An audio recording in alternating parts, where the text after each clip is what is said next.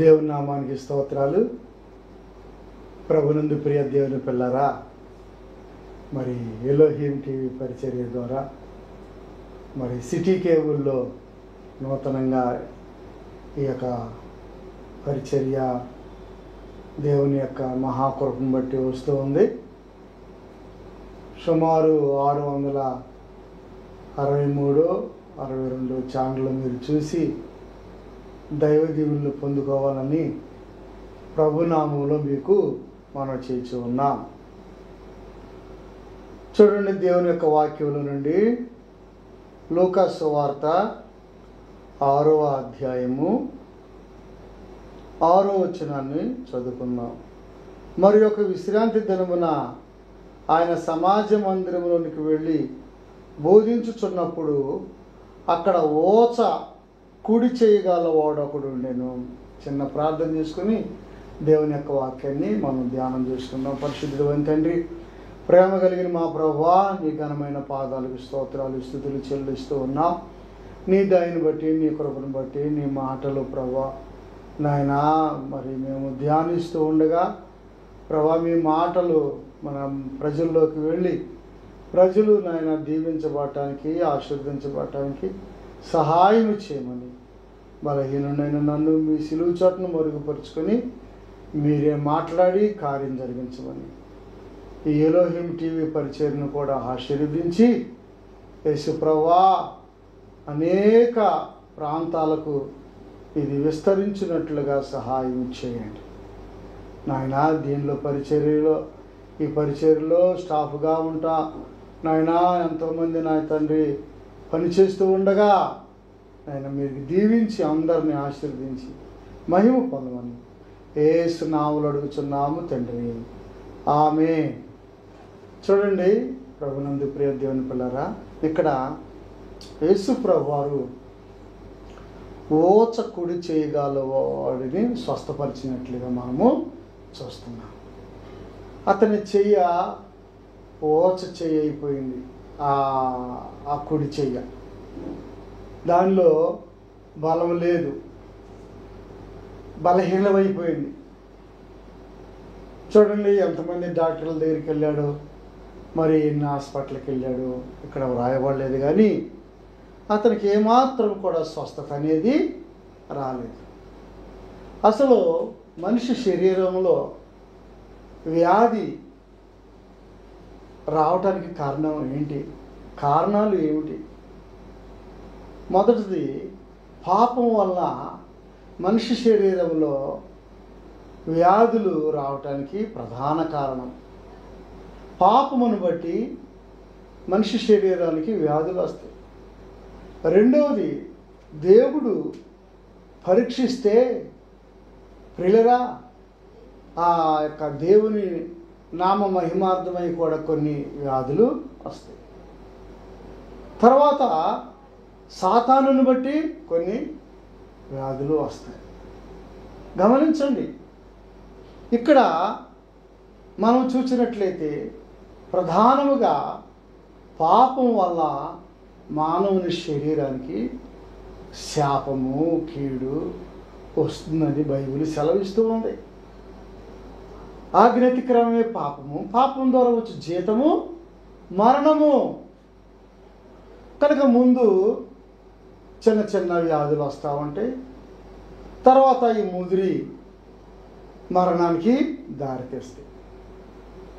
ప్రారంభ దశలోనే వైద్యులు సలహా తీసుకొని చక్కగా దాన్ని మనము మరి ట్రీట్మెంట్ చేసుకుంటూ ఉన్నట్లయితే మంచి ఆరోగ్యాలు వస్తాయి. కొన్ని ఎంత వైద్యం చేసినా సరే స్వస్థత రాదు, ఎంతో డబ్బు అయిపోతూ ఉంటుంది. ప్రియులరా, నెమ్మది ఉండదు, శాంతి ఉండదు, సమాధానం ఉండదు. కొన్ని లక్షలు వేలు ఖర్చు పెడతా ఉంటారు.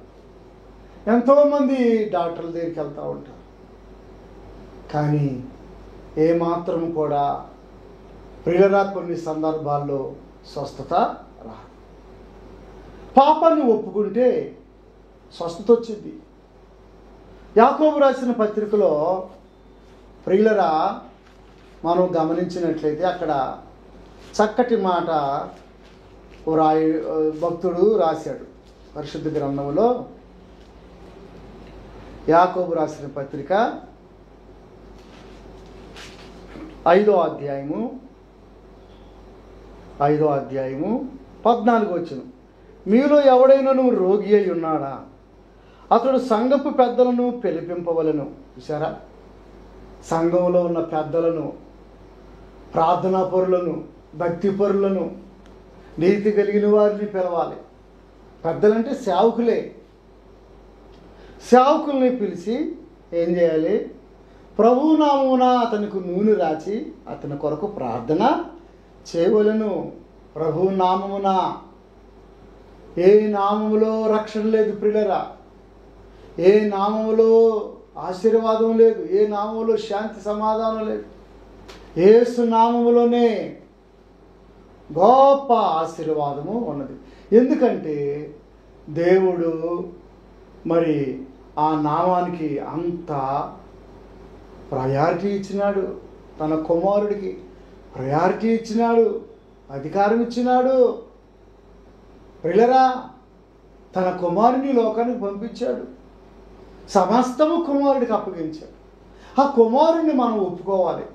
యేసు నామాన్ని మనం ఒప్పుకొని మన హృదయంలో, ప్రియులరా, మన యొక్క మనసులో, మన యొక్క దేహంలోనికి ఆ నామాన్ని అన్వయించుకోవాలి. యేసు అనగా రక్షకుడు, క్రీస్తు అనగా అభిషిక్తుడు. పాపులను రక్షించడానికి యేసు ప్రభు ఈ లోకానికి వచ్చాడు. కనుక యేసు నామం మనము ఒప్పుకొని ఏం చేయాలి? మనము ఆయన నామములో నూనె రాచి అతని కొరకు ప్రార్థన చేయవాలి. విశ్వాస సహితమైన ప్రార్థన ఆ రోగిని స్వస్థపరచును. చూసారా, విశ్వాస సహితమైన ప్రార్థన. విశ్వాసం ఉండాలి. నీకు విశ్వాసం ఉండదు, నువ్వు నమ్మవు, నువ్వు దేవుని యొద్దకు రావు. యేసునామం అంటే నీకు అసలు ఏమాత్రం కొంచెం కూడా ఇష్టం ఉండదు. ఎలా జరుగుద్ది స్వస్థత? ఎలా దేవుడు నిన్ను ఆశీర్వదిస్తాడు? అట్లాగే త్రాగుడికి బానిస అయిపోయి లోకంలో అలా అలా అలా అలా అలా అలా అలా నీ ప్రాణాన్ని పోగొట్టుకుంటావు. ఏమండి, ఒకడు లోకమంతా సంపాదించుకుని తన ప్రాణం పోగొట్టుకుని అతనికి ఏమి ప్రయోజనం? నరకానికి వెళ్ళిపోతావు కదా. ప్రియులరా, విశ్వాస సహితమైన ప్రార్థన ఆ రోగిని స్వస్థపరచును. విశ్వాసం ఉన్నట్లయితే తప్పనిసరిగా అతనికి స్వస్థత వచ్చుద్ది. నమ్ముట నీ వలనైతే, నమ్మటం మన వల్ల అవ్వాలి. నమ్మువానికి సమస్తము సాధ్యము, దేవునికి సమస్తము సాధ్యము.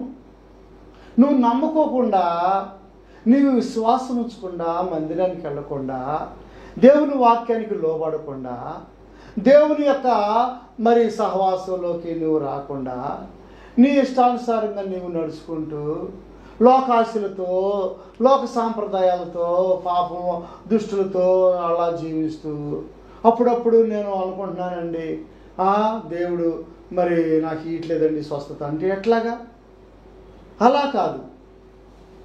పూర్తిగా దేవునికి నీవు లోబడి నువ్వేం చేయాలి? చక్కగా దేవుని యందు భయభక్తులు కలిగి మానవుని పొంది పాపాలు ఒప్పుకుని పశ్చాత్తాపడితే తప్పనిసరిగా స్వస్థత వచ్చింది. విశ్వాస సహితమైన ప్రార్థన ఆ రోగిని స్వస్థపరచును. ప్రభు అతన్ని లేపును. అతడు పాపములు చేసిన వాడైతే పాప క్షమాపణ నందును. మీ పాపములు ఒకరితోనొకడు ఒప్పుకొనుడి, మీరు స్వస్థత పొందినట్లు ఒకడు ప్రార్థన చేయుడి. పాపములు చేసిన వాడైతే అతనికి ఏం కలుగుద్దంట? పాప క్షమాపణ కలుగుద్దంట. ప్రియులరా, గమనించండి, నీవు దేవుని యందు విశ్వాసం ఉంచినట్లయితే నీకు స్వస్థత వచ్చింది. అన్ని లాభాలు తెలుసా ప్రియులరా? అలాగనే పాప క్షమాపణ కూడా వచ్చింది, ఆరోగ్యం వచ్చింది. అలాగనే ఇక్కడ మనం చూసినట్లయితే లోకా సువార్తలో ప్రియులరా, ఒక ఓచ మరి పాడైపోయినటువంటి ఆ బలహీనమైనటువంటి చేయగలవాడు అక్కడ ఉన్నట్లుగా మనము చూస్తున్నాం. అయితే అక్కడ ఇంకా కొంతమంది ఉన్నారు. ఎవరాళ్ళు? శాస్త్రులు, పరిసయ్యులు. వాళ్ళదొక బాధ, ఇతడితో ఒక బాధ. అయితే ఇతడేమో బలహీనమయ్యి బాగుపడాలని వచ్చాడు మందిరంలోనికి. చూడండి పిల్లలు, అక్కడ ఇంకొక బ్యాచ్ ఉన్నారు. వాళ్ళు ఎవరు? 6వ అధ్యాయము 7వ వచనం, లోకా సువార్త 6వ అధ్యాయము 7వ వచనం. శాస్త్రులను పరిసయ్యులను ఆయన మీద నేరము మోపవలనని విశ్రాంతి దినమున స్వస్థపరచునేమో అని ఆయనను కనిపెట్టుచుండరి. విశ్రాంతి దినం పెచ్చోళ్ళు, మత పెచ్చ. ప్రియులుగా గమనించండి. అరే ఏదో ఒక రీతిలో వాడు స్వస్థ పొందుతున్నాడు, వాడు మేలు దొరుకుతుంది, వాడు బాగుపడితే చాలు, అతడు ఎవరైనా పర్వాలేదు మేలు పొందుకుంటున్నాడు, వాడికి చక్కగా మరి స్వస్థత దొరుకుతుంటే అంతకంటే ఇంకేం కావాలి. ఇదివరకు దొంగతనాలు చేసేవాడు, ఇదివరకు అబద్ధాలు ఆడేవాడు, ఇదివరకు అన్యాయంగా జీవించేవాడు, ఇదివరకు లంచాలు తీసుకునేవాడు, ఇదివరకు వడ్డీ వ్యాపారం చేసేవాడు. కానీ ఇప్పుడు ఏదో దేవుని నమ్ముకొని బాగుపడితే చాలే, నేను నమ్ముకోకపోయినా ఆడనా నమ్ముకున్నాడు అనే మనస్తత్వం గలవాళ్ళు కాదు వీళ్ళు. వీళ్ళు శాస్త్రులు, పరిసయ్యులు, పాతపెచ్చగలిగిన వారు. విశ్రాంతి దినాన స్వస్థపరచకూడదు కదా. యెహోవా దేవుడు పాత నిబంధనలో రాశాడు కదా. నిజమైనటువంటి మనమే భక్తిపరులు. మనం విశ్రాంతి దినాన్ని పాటిస్తున్నాం, మనం దశమ భాగాన్ని ఇస్తున్నాం, మనం పుదీనాలో జీలకర్రలో చక్కగా ఉంటున్నాం, మనం నిలువు టంగీలు వేసుకొని పైకి ఎంతో తెల్లగా బాగా ఉంటున్నాం, లోపలంతా డొల్లే, అసూయ, ద్వేషము, కక్ష, క్రోధము. ప్రియులారా, దేవుని కుమారుడి మీదే నేరం మోపాలని, దేవుడి మీదే నేరం. విశ్రాంతి దినాన్ని ప్రవేశపెట్టింది దేవుడే. బైబిల్లో ఉంది, విశ్రాంతి దినానికి నేను యజమానుడును. మనుషుల కొరకు విశ్రాంతి దినాన్ని ఏర్పాటు చేశాడండి దేవుడు. విశ్రాంతి దినం కొరకు మనుషుల్ని ఏర్పాటు చేయలా. మనుషుల కొరకు విశ్రాంతి దినాన్ని ఏర్పాటు. మనుషులు ముఖ్యం, విశ్రాంతి దినం ముఖ్యం కాదు, వారాలు ముఖ్యం కాదు, దినాలు ముఖ్యం కాదు, పండగలు ముఖ్యం కాదు. ప్రియులరా, నామకార్థపు పండగలు అవి ముఖ్యం కాదు. పండగలు కాదు, బ్రతుకు మారటం ముఖ్యం. జీవితం మార్పు చెందాలి, మనసు మార్చుకోవాలి, మనసును సరిచేసుకోవాలి. ఈ శాస్త్రులు, పరిసయ్యులు నేరము మోపాలని, దేవుని మీదే నేరం మోపాలని. దేవుని కంటే చూసారా ప్రియులరా, ఆడి స్వస్థత పొందుకుంటే చాలు, దేవుడు కుమారుడు అంటున్నాడు. ఆ దేవుణ్ణి మనం నమ్ముకుందాం. ఆయనే ఆ దేవుడు కుమారుడిగా, మనిషి కుమారుడిగా ఈ లోకానికి వచ్చాడు అని చెబుతున్నాడు. ఆయన మాట విందాము, ఆయనకు లోపడదాము, మంచి జరుగుతుంది. చనిపోయిన వాళ్ళని బ్రతికిస్తున్నాడు, గురుడి వారికి కన్నులు ఇస్తున్నాడు, మూగ వారికి మాటలు ఇస్తున్నాడు, ఇంకా కుష్ఠరోగులను బాగు చేస్తున్నాడు. 5 రొట్టెలు 2 చిన్న చేపలు 5,000 మందికి ఆహారం మంచిపోయి నీటిని ద్రాక్షరసంగా మారుస్తున్నాడు. ఎన్ని అద్భుతాలు చేస్తున్నాడు. ఎన్ని అద్భుతాలు చేసినా కొంతమందికి బుద్ధి మారదు. స్వస్థత పొందుకుంటారు, మేలు పొందుకుంటారు, మళ్ళీ తర్వాత నాకేం చేశాడండి దేవుడు. ప్రియులరా, నువ్వు ఇలాగా బ్రతుకున్నావంటే దేవుని కృప కదా సహోదరుడా, సహోదరి. ఎన్ని యాక్సిడెంట్ల నుంచి దేవుడు కాపాడినాడు గుర్తించావా? ఎన్ని ప్రమాదాల నుండి కాపాడుతున్నాడు, ఎన్ని భయంకరమైనటువంటి వ్యాధులు, ఎన్ని రకాలైనటువంటి సమస్యలు. ఈ రకంగా నీవు 5 ఏళ్ళు లోపలికి వెళ్తుందంటే దేవుని కృప కదా. సృష్టికర్తను మరిచి సృష్టిని పూజిస్తున్నావా తమ్ముడా? దేవునికి లోబడు, దేవుని యందు విశ్వాసం ఉంచు. ఈ శాస్త్రులు పరిసయ్యులు అంటే యూదులే. యూదుల్లో వీళ్ళొక తెగ, యూదుల్లో వీళ్ళొక తెగ. మనుషుల్లోనే రకరకాల తెగలు ఉంటాయి. మా తెగ గొప్పది, మా తెగ గొప్పది, మేము గొప్ప, మేము గొప్ప, మేము గొప్ప అని అనుకుంటున్నారు. ఎవరు గొప్పోళ్ళేం కాదు. అందరూ చచ్చిపోతే భూమిలోకి వెళ్ళాల్సిందే. ప్రియులరా, గమనించండి, సమానత్వం కలిగి ఉండాలి. అందరూ మానవులు ఐక్యత కలిగి ఉండాలి. అందరూ ప్రేమ కలిగి దేవుని యొక్క నామాన్ని బట్టి గౌరవించుకోవాలి. ఈ శాస్త్రుల పరిచయులు కొంచెం భక్తి ఉందో లేదో ఇక పెద్ద ఫోజ్ చేస్తున్నట్లుగా మనం ఇక్కడ చూస్తున్నాం. దేవుని మీదే నేరం మోపాలని వాళ్ళు ఏం చేస్తారంట, శాస్త్రులను పరిచయులను ఆయన మీద నేరము మోపవలనని దేవుని మీదే నేరం మోపే వ్యక్తిగా ఉన్నావా సహోదరుడా? నువ్వెంత, నీ జీవితం ఎంత, నీ ఆత్మీయత ఎంత? తప్పు సహోదరుడా. ఆయన దేవుడు, ఆయన మనుష్య కుమారుడు, నరుడుగా ఈ లోకానికి వచ్చాడు. మన పాపముల కొరకు సిలువలో ప్రాణం పెట్టాడు. తిరిగి పునరుద్ధరుడై తిరిగి లేచాడని దేవుని యొక్క వాక్యము సెలవిస్తుంది కదా. వాక్యం సెలవిస్తుంది కదా. ఆ వాక్యాన్ని మనం నమ్మాలి కదా. ఆయన మీదే నేరం మోపాలని వ్యతిరేకమైన స్వభావం ఉండవచ్చునా నీకు? ప్రియులరా, విశ్రాంతి దినమున స్వస్థపరచునేమో అని ఆయనను కనిపెట్టి చూడండి. వాళ్ళు స్వస్థత పొందితే చాలు అని సంతోషపడే రకం కాదు. విశ్రాంతి దినాన్ని మేరతనాడు ఈయన. ఏది గొప్పదండి? మనుషుడు గొప్పవాడా, విశ్రాంతి దినం గొప్పదా? ఏమండి, చెట్లు గొప్పయా, సృష్టిగా ఈ సూర్యుడు, ఈ ఆకాశము, భూమి, భూదేవి, ఆకాశం, సూర్యుడు నమస్కారం, వీటికి నక్షత్రాలకి వీటికి మొక్కుతున్నారు జనం. వాటిని సృష్టించిన సృష్టికర్త అయిన దేవునికి లోబట్లా. అమ్మో చెట్టు అండి, అమ్మో కుక్క అండి, అమ్మో పాము అండి, అమ్మో నక్కండి, అమ్మో పందండి. ప్రభునందు ప్రియ దేవుని పిల్లరా, సృష్టికర్తను మరిచి సృష్టిని పూజిస్తున్నారు. భూదేవి, గోవు, వీడు చచ్చిపోయాడు మనుషుడు, ఆయన చంపాలి. గోవుని రక్షించాలి, రక్షించుని కాదట్లా.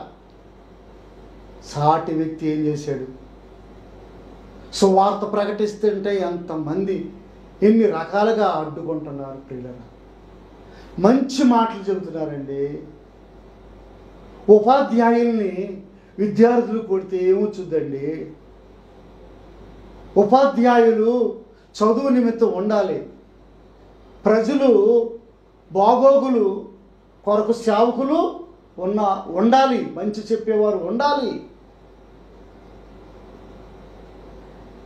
దేవుని పక్షముగా నిలబడి దేవుని మాటలను ప్రజలకి అందించేవాళ్ళు ఉండాలండి. మంచి తీసుకోవాలండి. సేవకులు ఏం చెబుతారండి? ఏం చెబుతారు సేవకులు? అయ్యా, త్రాగుడు మానేసి, సిగరెట్లు మానేసి, బీడీలు మానేసి, వ్యభిచారం మాను, దొంగతనం మాను, అబద్ధాలు ఆడకూడదయ్యా, బూతులు ఆడకూడదయ్యా, పొరుగు వారిని ఆశించకూడదయ్యా,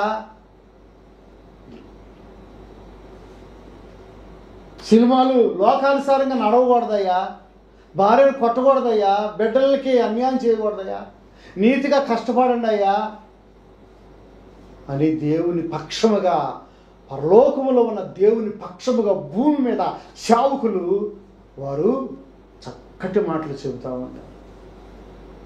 గౌరవించటం రాకపోతే ఓ పక్కనుండు, అంతేగాని ద్వేషించమాకు తమ్ముడా, ద్వేషించమాకు, కొట్టమాకు, తిట్టమాకు, శాస్త్రులు పరిసయ్యులు దేవుని మీదే నేరం మోపాలని వారు ఏం చేస్తున్నారు? కనిపెట్టుచూ ఉన్నారు. అయితే ఆయన వారి ఆలోచనలు ఎరిగి, చూసారా ఇక్కడ దేవుడు వారి ఆలోచనలు ఎరిగి. మనుషుల యొక్క ఆలోచనలు దేవునికి తెలుసు, మనుషుల తలంపులు దేవునికి తెలుసు, మనుషుల యొక్క ఊహలు దేవునికి తెలుసు. మనుషులు వారి యొక్క వ్యర్థమైన ప్రయత్నాలు అన్నీ దేవునికి తెలుసు. తెలిసి ఓచ చేయగల వారితో, వాళ్ళతో కాదు, శాస్త్రంతో పరిశీలతో పెట్టుకోవాలా. వాళ్ళతో నాకు కాదు, నాకు కావలసింది వ్యాధిగ్రస్తులు, నాకు కావలసింది పాపులు, లోబడేవారు కావాలి. లోబడని వారితో నాకెందుకు? లోబడి వాక్యానికి లోబడేవారితో నేను మంచిగా ఉంటాను. వాడు లోబట్టలేదు, వాడితో నాకెందుకు? లోబడే వారితోనే నేను చక్కగా వాడు కావాల్సినవి ఏర్పాటు చేస్తాను. చూడండి, దేవుని యొక్క వాక్యంలో మనం చూస్తే ఓచ చేయగల వానితో, బలహీనమైన చేయగల వానితో, వ్యాధిగ్రస్తుడైన ఆ వ్యక్తితో, ఏమండి శక్తి లేని బలహీనమైన ఆ చేయగల వానితో ఏమంటున్నాడు దేవుడు? నీవు ఆశ కలిగి వచ్చావు మందిరానికి, నీవు దేవుడు బాగు చేస్తాడని విశ్వాసంతో వచ్చావు. దేవుని యందు భయభక్తులు కలిగి ఉంటే నాకు ఈ బలహీనత పోతుందని నమ్మికతో వచ్చావు. నీ నమ్మిక చొప్పున, నీ విశ్వాసము చొప్పున నీవు బాగుపడని చెప్పాడు దేవుడు. చూడండి, ఓచ చేయగల వానితో నీవు లేచి మధ్యలో నిలువమని చెప్పగా, ఎక్కడ? మధ్యలో ఉండు, అందరికి కనబడతా. దేవునికి స్తోత్రం కలుగునుగాక. మధ్యలో నిలబడు, భయపడద్దు. శాస్త్రులు పరిసయ్యులు చుట్టుపక్కల వాళ్ళు గుంటనక్కలో చాలామంది తోడేలు స్వభావం గల వాళ్ళు ఉన్నారు. నువ్వు బాగుపడతావు, వాళ్ళకి ఇష్టం లేదు. నీ మీద ఇంకా రకరకాలుగా, నా మీద కూడా వాళ్ళు ఎన్నో రకాలుగా ప్రయత్నాలు చేసేటట్లుగా చేస్తున్నారు. ఆయన భయపడద్దు. నీవు లేచి మధ్యన నిలవమని చెప్పగా వాడు లేచి నిలిచెను. దేవుని స్తోత్రం. స్వస్థత వచ్చింది అతనికి ఏమొచ్చింది? స్వస్థత వచ్చింది. ప్రభునందు ప్రియ దేవుని పిల్లరా, గమనించండి. అప్పుడు యేసు, విశ్రాంతి దినమున మేలు చేయుట ధర్మమా, కీడు చేయుట ధర్మమా, ప్రాణరక్షణ ధర్మమా, ప్రాణహత్య ధర్మమా అని మిమ్మల్ని అడుగుచున్నానని వారితో చెప్పి వారందరినీ చుట్టూ కలయిచూచి నీ చెయ్యి చాపమని వారితో చెప్పెను. వాడాలుగు చేయగాని వాని చెయ్య బాగుపడెను. చూసారా, బాగుపడెను. చూడండి, విశ్రాంతి దినాన మేలు చేయుట ధర్మమా, కీడు చేయుట ధర్మమా, ప్రాణరక్షణ ధర్మమా, ప్రాణహత్య ధర్మమా? చాలామంది ప్రియులరా ప్రాణం చేస్తున్నారు. భక్తి అనే పేరుతో అల్లర్లు చేస్తూ ఎదుటి వారి ప్రాణాన్ని తీస్తున్నారు. కానీ యేసు ప్రభువు వారు అట్లాగా చేయలా. అతని ప్రాణాన్ని నిలబెట్టాడు, అతనికి మేలు చేశాడు. దేవుడు అంటే మేలు చేసేవాడు, ప్రాణాన్ని నిలబెట్టేవాడు, కృంగిన వారిని లేవనెత్తేవాడు, సమస్యలో ఉన్న వారిని పైకి లేపేవాడు. చూడండి, ప్రభునందు ప్రియ దేవుని పిల్లరా, అప్పుడు వారు వెర్రి కోపముతో నిండుకొని యేసుని ఏమి చేయదుమా అని ఒకరితోనొకడు మాట్లాడుకొని, చూసారా, అతడు బాగుపడటము వీళ్ళకి ఏమాత్రం కూడా ఇష్టము లేదు. వెర్రి కోపం వచ్చేసింది. చూసారా, సైతాను ఆవరించేసింది మనుషుల్ని. సాతానికి మేలు చేయటం, దేవుడు మేలు చేయటం వాడికి ఇష్టం ఉండదు. ఎందుకయ్యా నీకు అంత వెర్రి కోపము? సహోదరుడా, నీ భార్య ప్రభుని నమ్ముకుంటే నీకు ఎందుకు వెళ్తావు వెర్రి కోపము? నీ బిడ్డ దేవుని దేవుని గుడికి వెళ్తుంది ఎందుకు వెళ్తావు వెర్రి కోపము? ఎందుకు వెర్రి కోపము? తగాదాలాడతావు. ప్రార్థన మైకులు పెట్టుకుంటే ఎందుకు తగాదాలాడతావు? డీజే బాక్సులు ఎన్ని రకాలుగా విన్నా వాటిలేమనవు. దేవుని వాక్యం 2 మాటలు వెర్రి కోపం వచ్చేస్తుంది. కడవరి దినాల్లో ఉన్నాం, దుర్దినాల్లో ఉన్నాం, అపాయకరమైన దినాల్లో ఉన్నాం ప్రియులరా. ఎర్రి కోపం అయినా సరే ఏమాత్రం భయపడలా దేవుడు.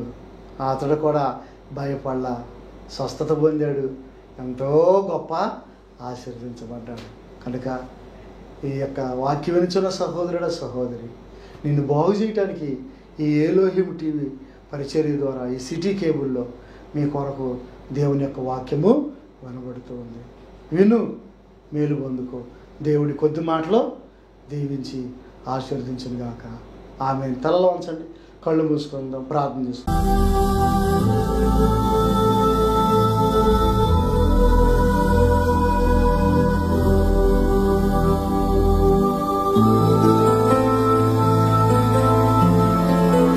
పరిశుద్ధుడైన తండ్రి, ప్రేమ కలిగిన ప్రభువా, నీ పాదాలకు వందనాలు, స్తోత్రాలు, స్తుతులు చెల్లిస్తూ ఉన్నాం. నీ మహా దయను బట్టి ప్రభువా, మీరు మేలు చేసే దేవుడు అయినాం, స్వస్థపరిచే దేవుడు అయినాం, కృప చూపించే దేవుడు అయినాం, రక్షించే దేవుడు అయినాం.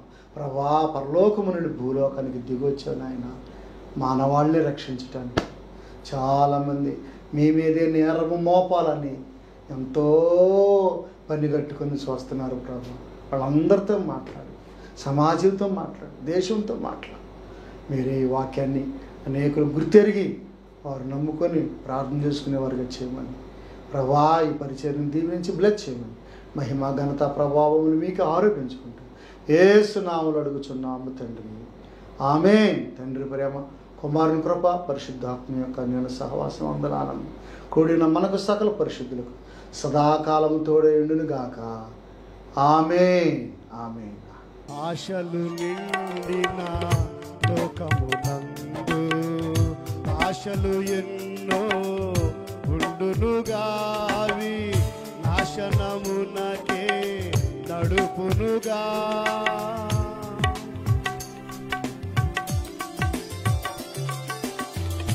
ఆశలు నిండిన లోకమునందు ఆశలు ఎన్నో ఉండునుగావి నాశనమునకే నడుపునుగా. ఆశలు త్రెంచి ప్రేమను పెంచి, ఆశలు త్రెంచి ప్రేమను పెంచి ప్రభును పదమున నడుపుమా ప్రియుడా. పాపిగానే జీవింతువా, పాపమునందే మరణింతువా ప్రియుడా. ప్రభుని ప్రేమను గుర్తింపవా.